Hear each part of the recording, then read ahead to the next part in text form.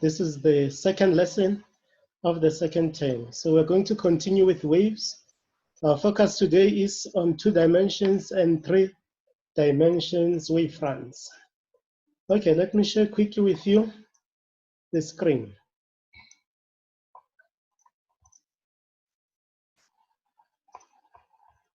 Okay, as you can see, it's 2D and 3D wavefronts.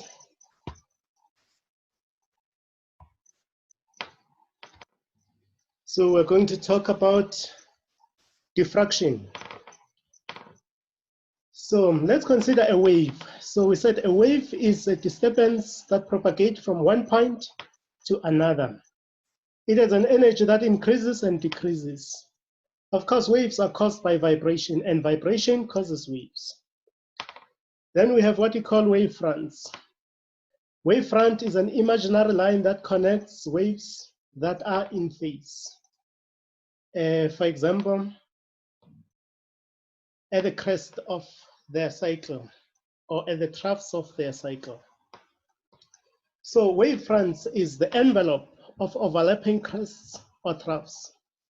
Every point on a wavefront may be considered as a new source of circular waves. This means that each point on a wavefront generates new circular waves which interfere to form another wavefront.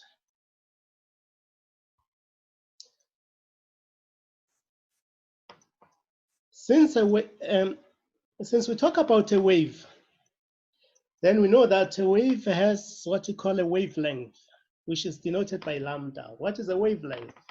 Wavelength is a distance between the consecutive points of a wave. And wavelength, it is measured in meters. A wave also has what we call a frequency. What is a frequency? Frequency is a number of complete waves per second.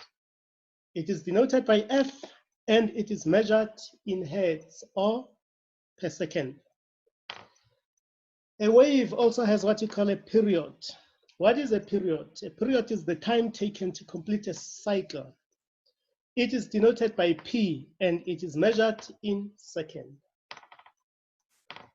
Diffraction. What is a diffraction? Diffraction is the ability of a wave to bend as it goes through a gap or a barrier. So diffraction occurs when a wave passes through a narrow opening. It occurs with all types of waves. For example, water, light, sound, etc. Effects of diffraction are clear in waves with a large wavelength. For example, water. As you can see here, this is an example of a diffraction of a wave which has a wavelength, a bigger wavelength, which is water. So you can see there in the middle we have a slit there, we have an opening. Then this distance between the waves represent the wavelength. Then we have an opening there, which is also called a slit or a barrier. Then you can see now the wave diffracts after the opening, but it continues moving forward. Diffraction of water waves. You can see there the bending of waves around the opening. And you can see the shadows at the edges there. So we have 2 examples here of diffraction.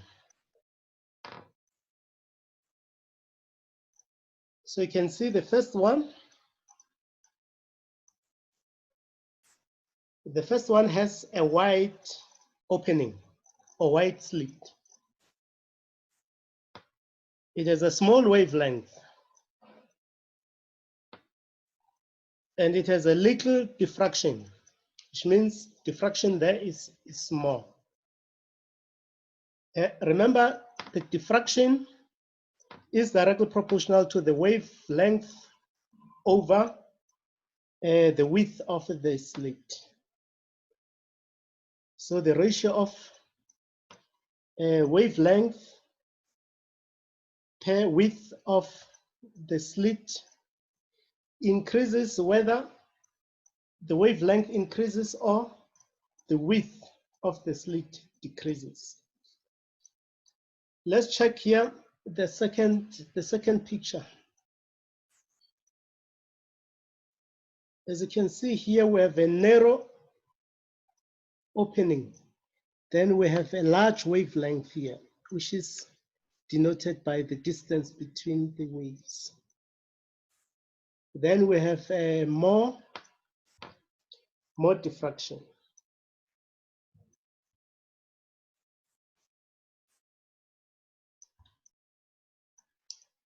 The wavelength and the size of the gap influences the amount of diffraction. So diffraction is directly proportional to the wavelength, and it is inversely proportional to the size of the gap or the width of the gap. So which means the smaller the width of the gap, the greater the diffraction. The longer the wavelength of the wave, the greater the amount of diffraction, because diffraction is directly proportional to the wavelength. So which means the maximum amount of diffraction occurs when circular waves are produced after the waves pass through the gap and the wavelength, which are both equal. Then we have the speed of the wave. Remember, the speed of the wave remained the same before the gap and after the gap. Huygens principle is used to explain the effect of diffraction. It states that every point on a wave front is a source of a small wavelength that spread out and sends out a secondary circular wavelet.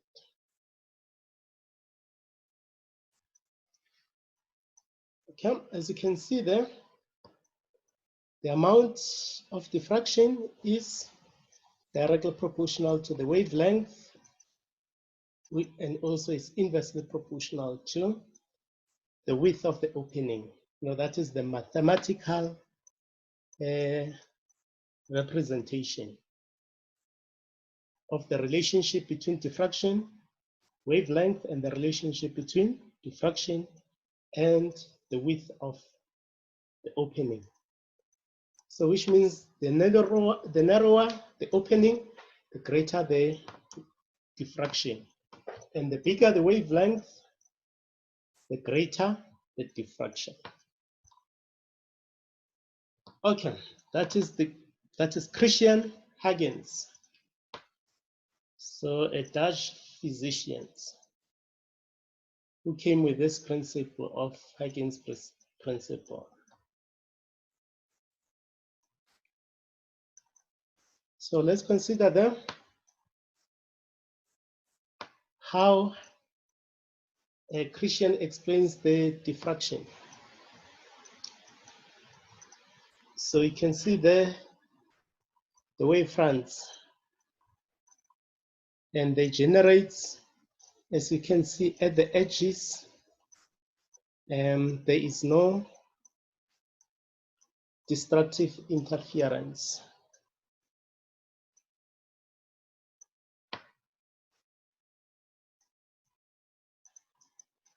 Okay, Huygens explains diffractions, as follows. The small wavefronts that spread out from each point on a wavefront form a new wave, a new wavefront on the envelope of this secondary wavefronts. When straight wavefronts pass the edge of boundary, they continue in the forward direction. Okay, let's consider now the diffraction patterns. So, as you can see there, the wavelets starting at the edge of the shadow region are able to spread out into the shadow region because there are no destructive interference, at the edges there. Okay, so what is destructive interference? So we say destructive interference occurs when the resulting disturbance is smaller than the individual disturbance, which happens when the waves are out of phase, which means the waves arrive out of phase, which means crest on trough. Then we also have what we call constructive interference, which occurs when the resulting disturbance is larger than the individual disturbances. This occurs when the waves are in phase, i.e. crest on crest or trough on trough.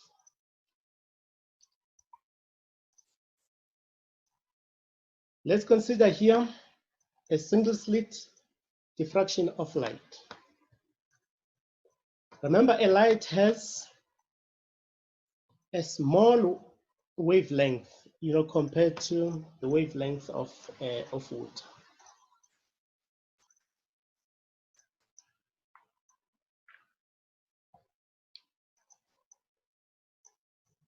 So you can see that we have a central band, which is lighter. Then we also have a dark band there. Okay, it is because we have dark bands because of destructive interference, and we have those bright bands because of the constructive interference. So as you can see, this is what the diffraction of light, and light has a smaller wavelength. Now when light moves through an opening, there is a very little diffraction, compared to water, which means the light beam has a sharp edge.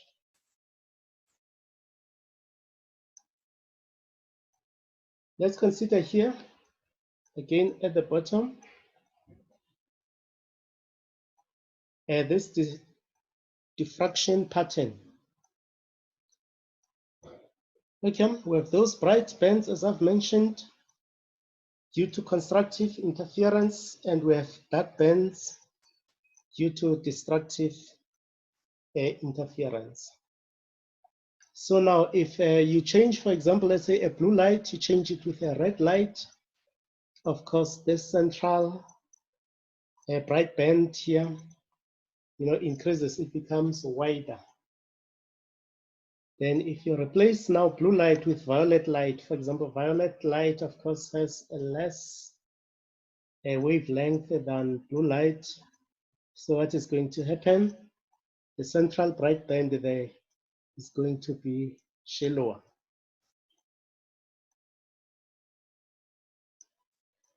Okay, so we need to know that light, white light, is made up of, for example, rainbow colors. So we have red with the biggest wavelength, then we have orange, yellow, we have green, blue, indigo, and violet. So violet, of course, has the smallest wavelength. Okay, let's consider here 3 sources of waves with an opening there. So you can see that there's purple, there's blue, and there's orange. So destructive interference occurs where crest, you can see on top, is on trough. And also the constructive interference occurs when crest is on crest and trough is on trough. So now, the light with the biggest wavelength will be on top there of the bright band. And the one with the smallest wavelength will be in between. So this band, for example, if you replace the red with blue, then the band becomes wider. So you need to know that. So the degree of diffraction, of course, is determined by the wavelength and the width of the slit. So other books, they write this width as A instead of W. Okay, let's consider an example there. So it's example number 1. 1.1 says, give one word or a term for the following questions. So 1.1.1 says, give a word that represents the phenomenon observed when a wave bends around the edges of an obstacle. Then 1.1.2 says, the imaginary line joining points in phase on a wave. 1.1.3, the principle which states that each point on a wavefront acts as a source of a secondary wavefront. Okay, let's write our solutions together. So this is example number 1.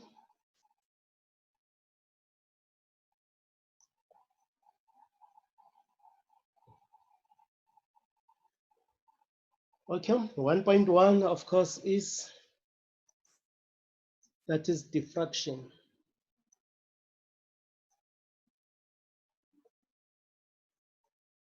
Okay, 1.2,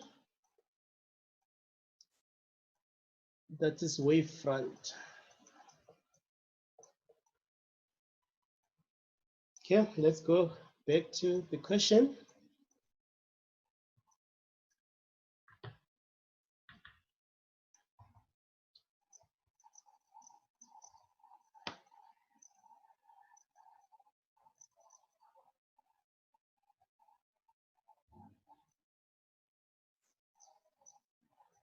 Okay, question number 1.1.3, give the principle which states that each point on a wavefront acts as a source of the secondary wavefront. Of course, that principle is Huygens principle. Okay. That is question 1.1. This is 1.11, 1.12, 1.13.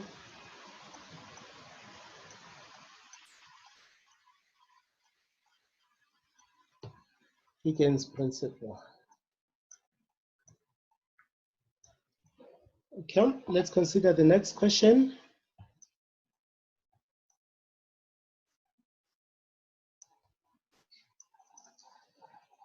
(1.2) Define diffraction. Because diffraction is the bending of the wave as it goes through a gap. Then 1.3 states Huygens principle. So we say every point on a wavefront is a source of a small wavelet that spreads out and sends out a secondary circular wavelet. Okay. Let's write that down.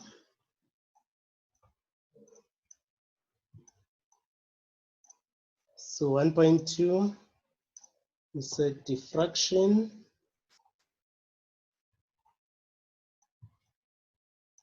is the bending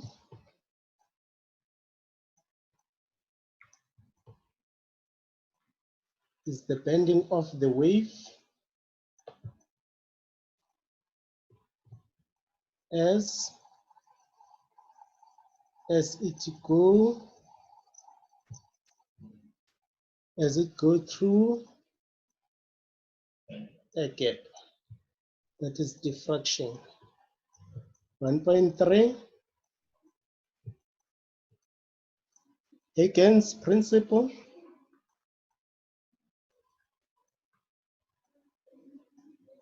Okay, Huygens principle Every point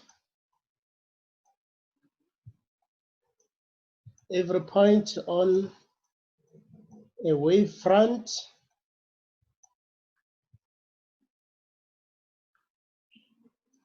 is a source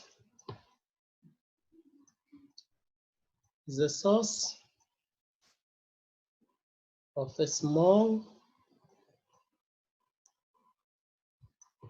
wavelet that spreads out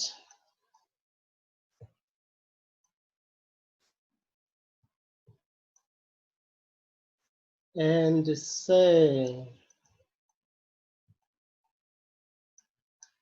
send out a secondary circular wavelet. Yeah, that is Huygens principle.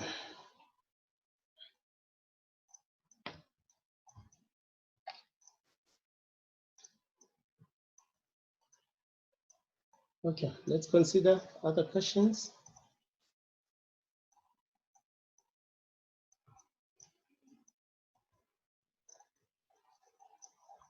One 1.4.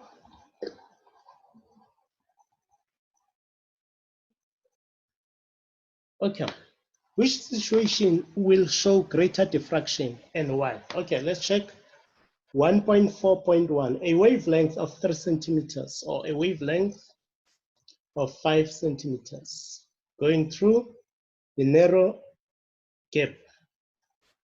Then 1.4.2, the same wave passes through a gap of 5 centimeters or 7 centimeters. Okay, let's start with 1.4.1.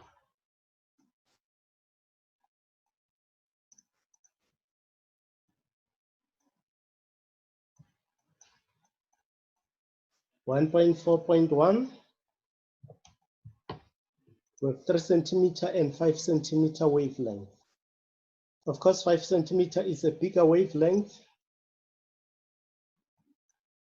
So we say the wave with 5 centimeter wavelength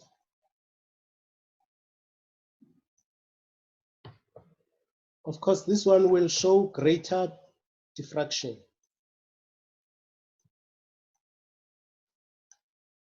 Will show greater diffraction. Why is it showing a greater diffraction? Because the degree of diffraction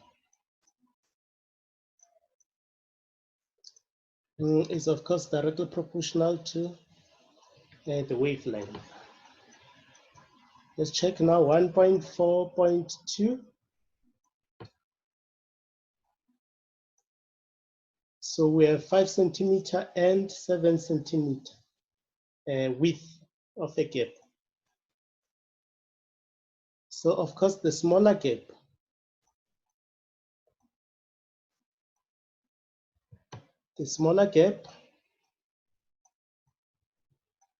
which is 5 centimeters will show greater diffraction.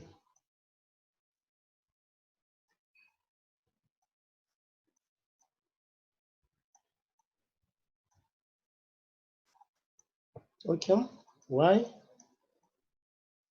Because the degree of diffraction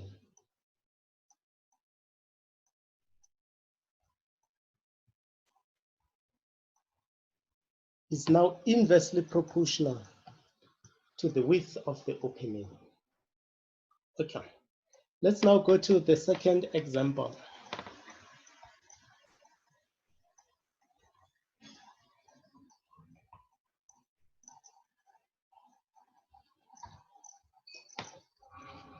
Okay, second example, let's do 2.1.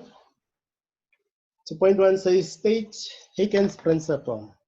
Okay, of course we said every point on a wavefront is a source of a small wavelet that spread out and sends out a secondary circular wavelet. That is Huygens principle. 2.2, blue light is viewed through a narrow slit. The first question is to draw the pattern that can be observed on a screen. Okay, let's draw that quickly.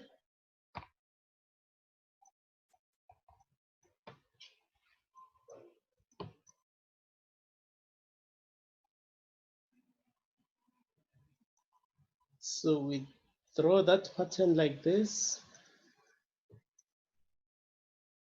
Then in the middle,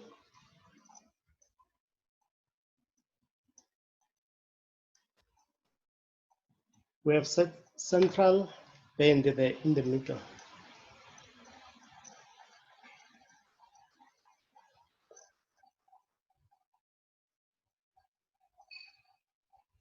Then we also have dark bands.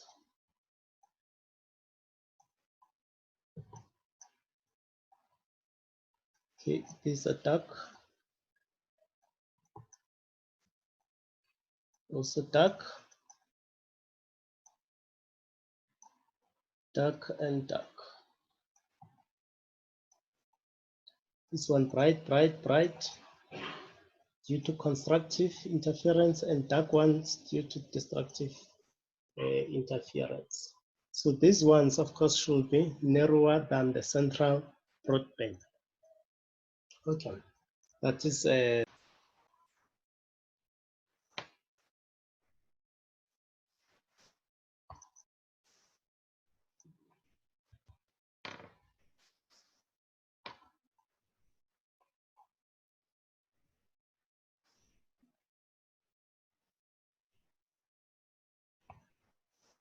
okay. Example 2.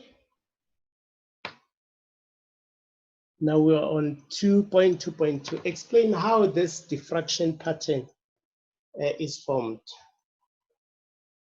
Okay, first of all, the bright bands are formed due to constructive interference.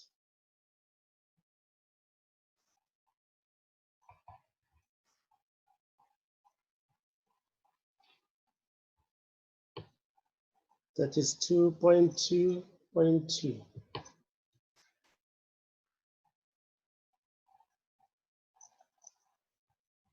Okay, the bright bands are formed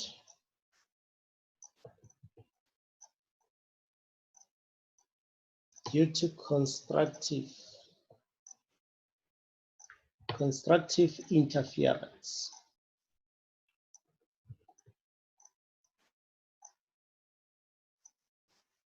Then the dark bands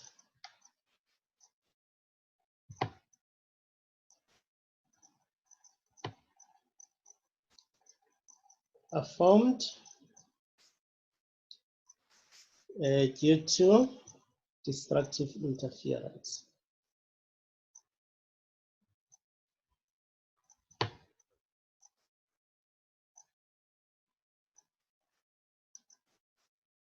Okay, let's go now to 2.3.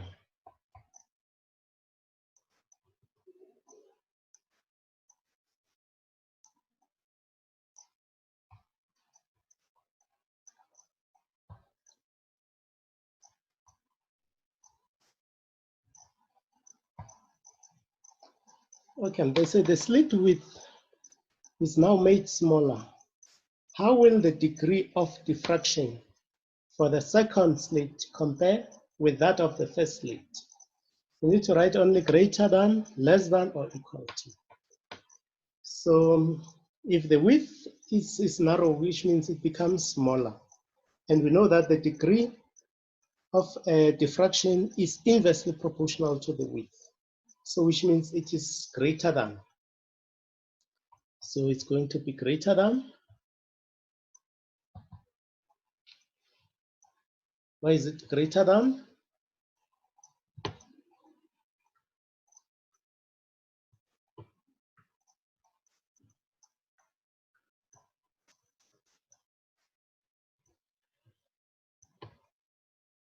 because the degree of diffraction is directly proportional to the width of the gap.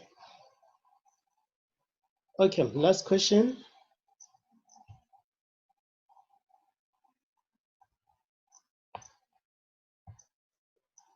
The blue light is replaced with a red light. How will the pattern formed by the blue light compare with the pattern formed by the red light? So first of all, the central bright band for red light will be bigger than the central band for the blue light. That is exactly what is going to happen.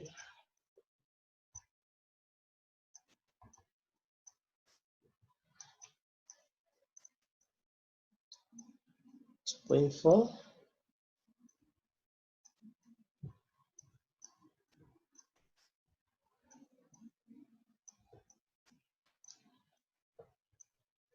The central bright band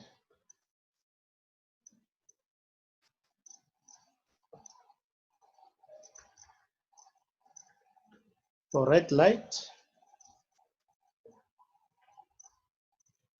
will be bigger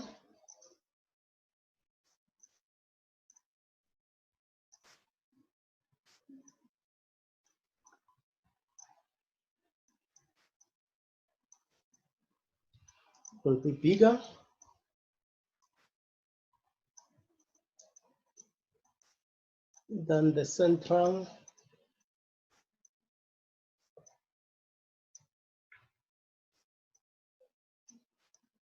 bright band for blue light. Okay.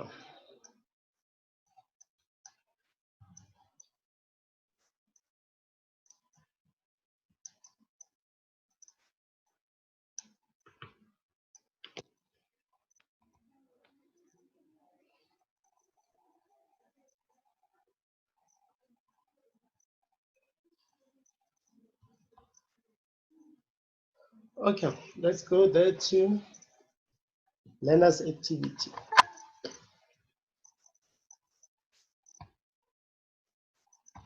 So we have the first learner's activity then. They say an experiment is set up to determine the relationship between the degree of diffraction and wavelength of light. Blue light is passed through a single slit and pattern formed is observed. The experiment is now repeated with green light and then with red light. The distance between the light source and the slit remains constant during the investigation. Okay, we have the questions there. The first question, 1.1, says draw the patterns formed from the investigation for blue, green, and red light. Second question is to define the term wavefront. 1.3, what nature of light is demonstrated by diffraction? For this experiment, write down, the first question is one controlled variable, the independent variable, the dependent variable. 1.5, fully explain the difference in the patterns observed. 1.6, the experiment with red light is now repeated using a narrower slit. How will the broadness of central band be affected? So you need to give a reason for your answer. Okay, please learner, you need to do this by yourself at home. Activity number 2, you need to do it as well by yourself. 2.1, are water waves transverse or longitudinal wave? You need to know that. 2.2, how do particles of water waves move? 2.3, what is number 1, diffraction? What is destructive interference? What is constructive interference? 2.4, when a beam of white light falls on the slit, the central bright band has colored fringes. So you need to explain why is the red outside the blue is on the inside. Explain why is red outside and blue is on the inside. 2.4.2. For what type of wave does diffraction occurs? 2.43. What does diffraction of light does not indicate about light as a wave? So you need to give a reason for that. Okay, ladies and gentlemen, that is the end of our lesson.